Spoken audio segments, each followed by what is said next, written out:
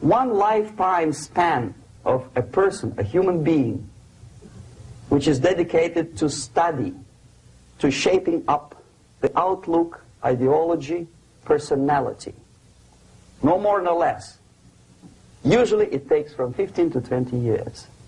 What it includes? It includes influencing, or by various methods, infiltration, propaganda methods, direct contacts, doesn't really matter. I will describe them later. Of various areas where public opinion is formulated or shaped. Religion, educational system, social life, administration, law enforcement system, military, of course, and labor and employer relations, economy. Okay? 5 areas. I will not write them down because we will not have enough space. Sometimes when I describe all the methods, students ask me question, are you sure this is the result of the Soviet influence? Not necessarily. You see, the tactic of subversion, about which I'm talking, is similar to the martial art, the Japanese martial art. If some of you are familiar with that tactic, probably you will remember that if an enemy is bigger and heavier than yourself, it would be very painful to resist his direct strike. If a heavier person wants to strike me in the face, it would be very naive and counterproductive to stop his blow. The Chinese and Japanese judo art tells us what to do. First to avoid the strike, then to grab the fist and continue his movement in the direction where it was before, right? Until the enemy crashes in the wall. You see? So, what happens here? The target country obviously does something wrong. If it's a free democratic society, there are many different movements within the society. There are obviously, in every society, there are people who are against this society. They may be simple criminals, ideologically in disagreement with the state policy, conscientious enemies, simply psychotic personalities who are against anything, right? And finally, there are a small group of agents of a foreign nation, bought, subverted, recruited, right? The moment all these movements will be directed in one direction, right? This is the time to catch that movement and to continue it until the movement forces the whole society into collapse, into crisis, right? So that's exactly the martial art tactic. We don't stop an enemy. We let him go. We help him to go in the direction we want them to go. Okay? So, on the stage of demoralization, obviously there are tendencies in each society, in each country, which are going to opposite direction from the basic moral values and principles. To take advantage of these movements, to capitalize on them, is the main purpose of the originator of subversion.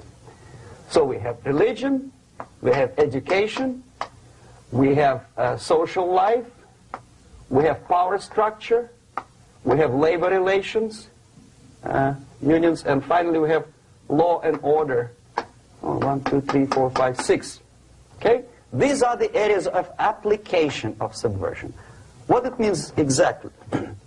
In case of religion, destroy it, ridicule it, replace it with various sects, cults, which bring people's attention, faith, whether it is naive, primitive, doesn't really matter. As long as the basically accepted religious dogma is being slowly eroded and taken away from the supreme purpose of religion, to keep people in touch with the supreme being, that serves the purpose. Therefore, replace it, accepted, respected religious organizations with fake organizations. Distract people's attention from the real faith and attract them to various different faiths. Education. distract them from learning something which is constructive, pragmatic, efficient. Instead of mathematics, physics, foreign languages, chemistry, teach them history of urban warfare, natural food, home economy, your sexuality, anything, as long as it takes you away. Okay? Social life. Replace traditionally established institutions and organizations with fake organizations. Take away the initiative from people. Take away the responsibility from naturally established links between individuals, group of individuals, and society at large, and replace them with artificially, bureaucratically controlled bodies. Instead of social life and friendship between neighbors, establish social workers institutions. People who are on payroll of whom? Society? No. Bureaucracy. The main concern of social workers is not your family, not you, not social relations between groups of people. The main concern is to get the paycheck from the government. What will be the result of their social work doesn't really matter. They can develop all kind of concepts to show to the government and to the people that they're useful.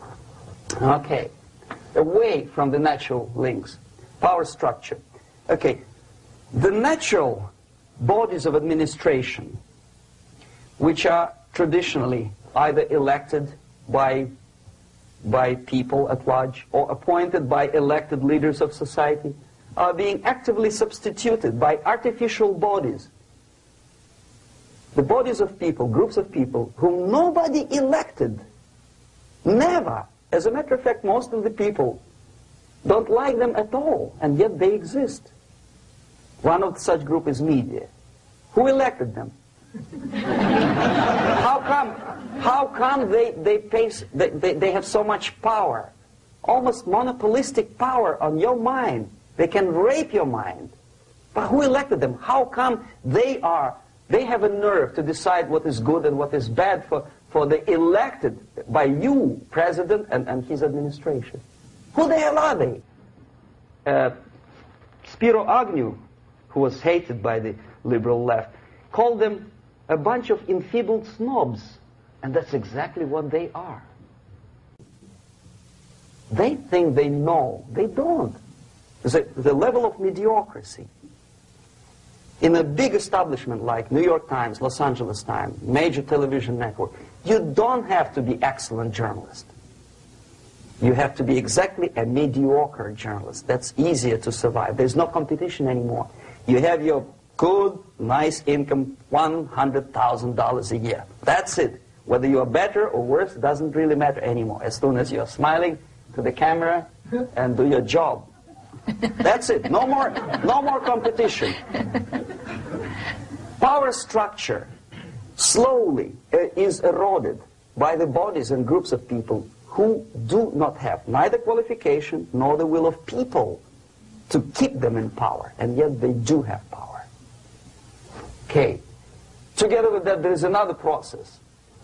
Law enforcement, law and order organization and structure is being eroded.